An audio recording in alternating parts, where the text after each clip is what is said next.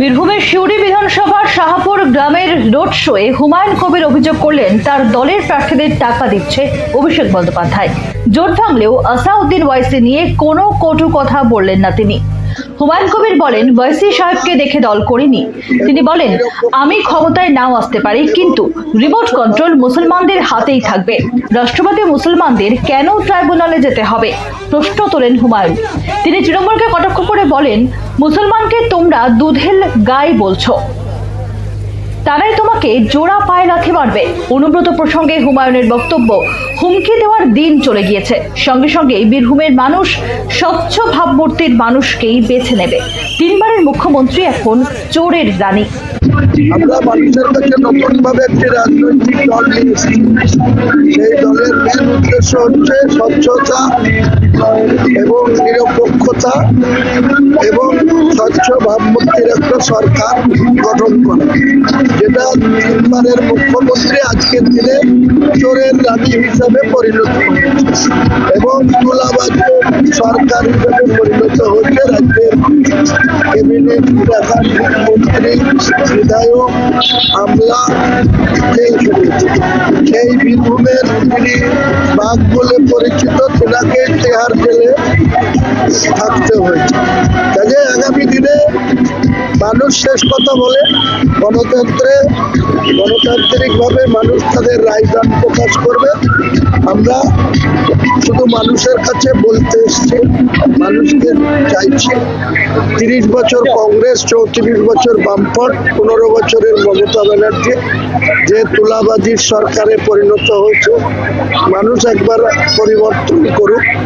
এর আগে 2011-তে মমতা ব্যানার্জি বামফ্রন্টের পরিবর্তনের সরকার চেয়েছিলেন, তিনি নিজে তিনবার মুখ্যমন্ত্রী হয়েছিলেন। আজকের দিনে তার সেই সততার প্রতীক বা বাংলার অগ্নিকন্যা নামটাই মুছে গিয়েছে বাংলার মানুষের কাছে। আজকে তারা পুরো তুলাবাজের একটা সরকার, চাকরি বিক্রি করা সরকার এবং সর্বত্রই দুর্নীতিতে ডুবে গেছে।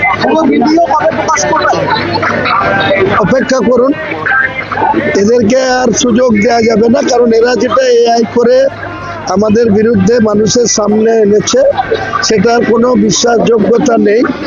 আমরা একজন ইসলামিক মানুষ হিসাবে, একজন মুসলমান হিসাবে কোনোদিন মুসলমান কমের সঙ্গে কোনো জায়গায় আমরা কোনো বিশ্বাসঘাতকতার প্রশ্নই নেই।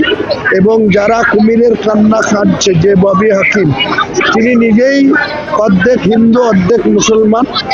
এবং মমতা ব্যানার্জি, অভিষেক ব্যানার্জিরা আজকে বাংলার মানুষের কাছে ভোট নিয়ে তারা যে কর্মসংস্থান থেকে শুরু করে সরকারি কর্মচারীদের ন্যায্য পাওনা থেকে শুরু করে আজকে এডুকেশন, যে প্রাইমারি স্কুল থেকে শুরু করে স্কুলের টিচারদের সংখ্যা দেখুন, স্বাস্থ্য পরিষেবা দেখুন, মেডিকেল কলেজগুলো যান, একটা বেডে 3টে করে রুগী শুয়ে থাকে, আর এরা লোককে নিদান দেয়, মুড়ি চপ মুড়ির দোকান খুলছে। এই সরকারের পুরো পরিবর্তন দরকার, মানুষ ঠিক যোগ্য জবাব দেবে। দেখুন তো, এবারে তো সেই হুইপ দেওয়ার আওয়াজ, যে পুলিশ প্রশাসনকে বোম মারবো, আমাদের ভোট না দিলে রাস্তায় উন্নয়ন দাঁড়িয়ে থাকবে, এ কথা তো আর শোনা যাচ্ছে না। তিহার থেকে ফেরত এসে অনেক সংশোধন হয়েছে, দেখুন না বীরভূমের মানুষকে চায়।